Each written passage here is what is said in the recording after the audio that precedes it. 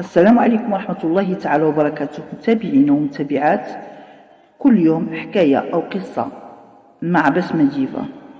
أهلا وسهلا ومرحبا بكم في قضية أو جريمة وقعت بإحدى المدن. وكي لا أطيل عليكم ندخل مباشرة في سرد تفاصيل هذه الجريمة.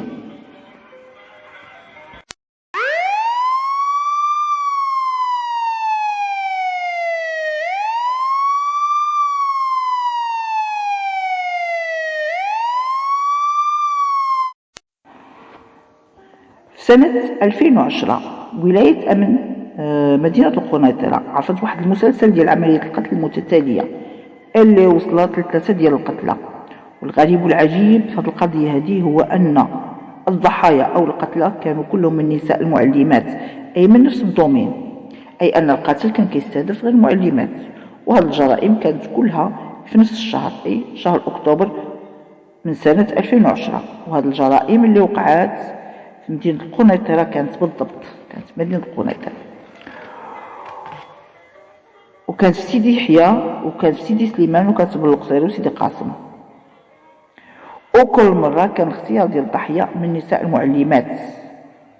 هنا من الطبيعي ولات واحد الهالة ديال الخوف والهلع في صفوف المعلمات، وبالخصوص أنهم عرفوا نفسهم أنهم مستهدفات، وكثرت الأقاويل والناس ولات تتكلم بزاف في هذا الموضوع هذا.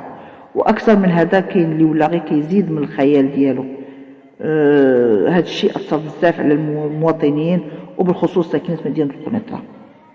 في واحد النهار واحد المعلمه ما غاديش تحضر الحصه ديالها بواحد المؤسسه التعليميه، وهاد المعلمه هذه كان في العمر ديالها 25 سنه، وكانت كتكتري شقه في حي شعبي ومستقله في السكن وحدها.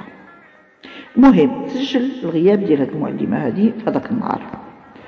غادي يتصلوا عليها الصديقات ديالها في الهاتف باش يطمنوا عليها، ولا من مجيب. وفي الغد نفس الشيء، المعلمه تحضروا، هذيك المعلمه متغيبه عن العمل. هنا غادي يتم الاتصال، الاداره كتتصل، الصديقات هما كيتصلوا لكن بدون جدوى، الخط مقفول. الصديقات غادي يقرروا باش يمشيو لعندها، بما ان الصديقه ديالهم ساكنه وحدها. لا ربما السيده مريضه، لا ربما تحتاج مساعده. مهم الصديقات ديالو قرروا باش يمشيو يديروا واحد الزياره ويعرفوا الصديقه ديالهم شنو السبب ديال الغياب ديالها. غادي يقصدوا يعني السكن ديالها. لما تيدقوا في الباب ولا من مجيب، هنا تيجي عندهم واحد السيد كيقترب منهم وتيخبرهم بانه هاد السيده ما شافاش من يومين، وكيقول لهم انا هو السيد اللي كاري ليها هاد الشقه هذه. قال له اخر مره شفتها كانت يومين هذه، وكانت معها واحد السيده، اي جات هي واحد صديقه ليها ولا المهم جات معها مرفوقه بواحد السيده هذه، وهما بجوج دخلوا الشقه. من ساعتها ما بقيتش شفتهم، ولا كيقولوا شنو غنديروا البنات الصديقات ديالو، ولا كيقولوا شنو غنديروا. قرروا انهم يتصلوا بالشرطه، وبالفعل غادي يتم الاتصال برجال الشرطه اللي غادي يحلوا على الفور بعين المكان. وبعد اذن من وكيل الملك طبعا اذن لهم بفتح الباب. تم فتح الباب واقتحام المنزل. غادي يدخلوا، غادي يوجدوا السيده مقتوله في الفراش ديالها، ومضروبه عده طعنات في جميع انحاء الجسم بارتو، وحتى الراس ديالها مضروب، اي انها اخذت ما يكفي من الطعنات باش تموت. انا الشرطه نادوا على صاحب البيت اللي اكد للشرطه ان اخر مره شافها هو من يومين، وشافها مع 6 أو 6 مساء. وزاد اكد للشرطه انه كانت معها واحد السيده وراهم دخلوا بجوج للدار. صحابات هاد الضحيه هذه، اي الضحيه المقتوله، حتى هما تيقولوا للشرطه انهم من يومين ما شافوهاش، واخر مره شافوها كانت واقفه مع واحد السيده او واحد المراه عند باب المدرسه. قالوا بان هذيك المراه اللي كانت واقفه معها كانت كترجعها باش تساعدها، وهما كانوا قرابين من الضحيه، سمعوها تطلب منها المساعده وتتقول لها بان الزوج ديالها خرجها من البيت وضربها وطردها وما عندهاش شي عائله في ديك المدينه، وبغات وطلبت منها باش تمشي يعني تقضي عند هذه الليله هذه لغاية ما يطلع الصباح وتمشي تشوف حل راسها. وبالفعل السيدة خداتها معها ومشات هي وياها. كانت هذيك هي آخر مرة شافوا فيها الصديقة ديالهم. هنا الشرطة عاودوا اتصلوا بهذاك صاحب الشقة اللي كارهها المعلمة، وقارنوا الأوصاف اللي عطاهم على هذه المرأة هذه اللي جات معها الضحية دي طبعا مع الأوصاف اللي عطاوهم أصدقاء الضحية. سيوجدوا أنها نفس المواصفات، امرأة قصيرة القامة، نحيلة الجسم، وترتدي جلباب أزرق، جلابة زرقاء، وشال أو فولار على راسها أسود. المعاينات اللي عملت الشرطة تبين لهم من خلالها أن السيدة تقتلت وهي ناعسة، أي هي نايمة في أثناء نومها تقتلت والسيدة نايمة، لأن من خلال القتل ديالها ما كانش واحد النوع ديال المقاومة ولا أن الدفع على راسها ولا شي حاجة، لا ما كان والو. هادشي اللي تبين للشرطة. والغريب هو أنه ما وجدوا حتى شي كيدل على السرقة، ما وجدوش ما يدل على السرقة، لأن وجدوا حتى البورتفوي ديالها أو البسطام ديالها يعني بجنب الضحية، وباقي فيه النقود كما كانوا بالقرب من كما قلنا من الضحية، وبالضبط كانت فيه 800 درهم بحسب ما جاء في المسطرة القانونية.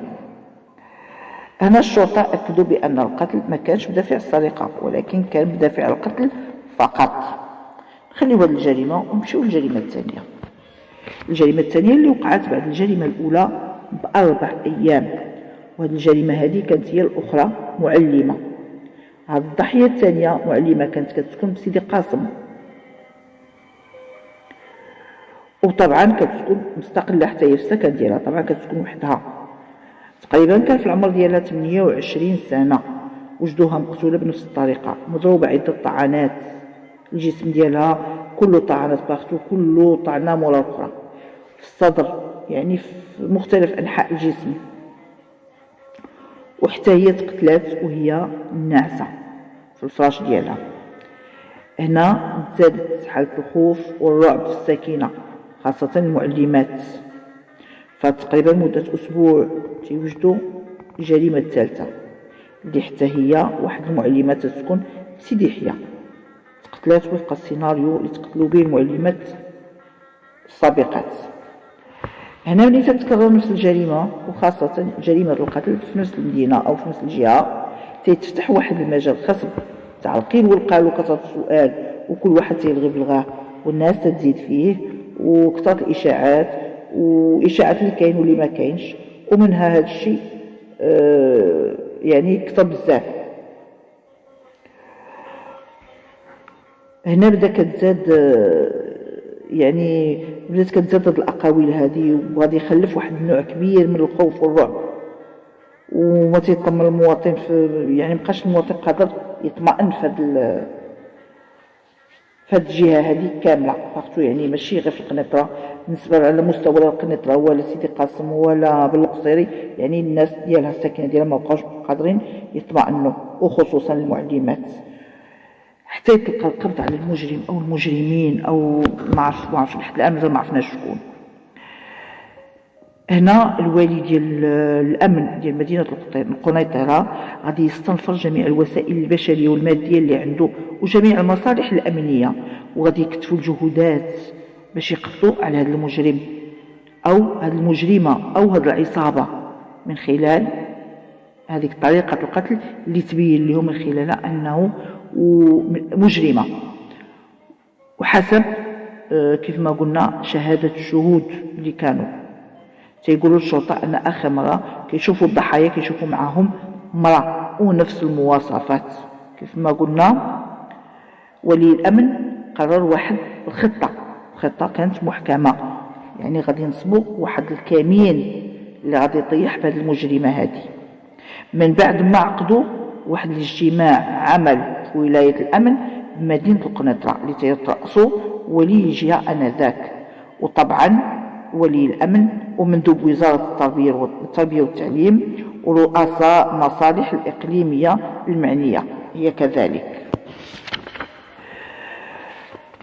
هذا الاجتماع هذا عرف واحد النوع من الحزم والجدية، وغادي يقترح ولي الأمن واحد الخطة كيف ما قلنا خطة كانت محكمة.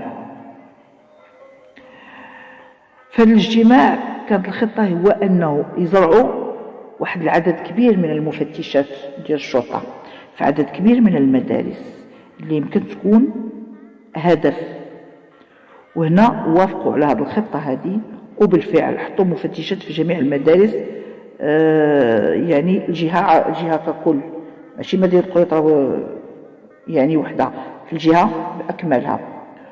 واختاروا المفتشات وفق واحد المعايير خاصة، هي أنهم هاد المفتشات كلهم يكونوا عندهم واحد القامة قصيرة نحيفات. علاش هاد المواصفات هذه؟ لأن هاد الضحايا كلهم كانوا نفس القامة، قصيرات نحيلات وسن معينة ما كيتراوحش ما بين 25 سنة حتى 30 سنة. ورجحوا أن المجرم أو المجرمة أو العصابة تقدر تكون تستهدف هذا النوع من المعلمات. إذن هاد المفتشات لعبوا هذا الدور ديال المعلمات في المدارس. فاتت 2 الأسابيع على هذه الخطة هذه، لكن بدون نتيجة. كانت شي نتيجة يعني، لكن في واحد اليوم أو في واحد المساء بالضبط، واحد المفتشة وهي خارجة من إحدى المؤسسات التعليمية، وكانت في الإيد ديالها حقيبة الكتب، يعني غير حقيبة سيدة، كانت عندها حقيبة الكتب، يعني كتدل على أنها معلمة. تتفاجأ بواحد المرأة يعني لابسة شي ملابس تيبينوا على أنها واحد سيدة فقيرة على قد حالها. طلبت منها المساعدة، طلبت منها أنها تساعدها، وقالت لها بأن الزوج ديالي خرجني من البيت وضربني بعد ما ضربني وعذبني وتكفص عليا وكذا وكذا وكذا، وأنا وحدانية في هذه المدينة هذه وما عنديش فين نمشي ولا فين نجي، يعني لا تكرمتي اديني معاك نبات عندك هذه الليلة هذه، والصباح يعني يحلها الله سبحانه وتعالى. السيدة ما تردداتش، يعني ما كانش واحد يعني واحد هكا ولا شنو، ما تردداتش في خداتها معها، وبالفعل غادي تاخدها من طبيعة الحال بالتنسيق مع الشرطة.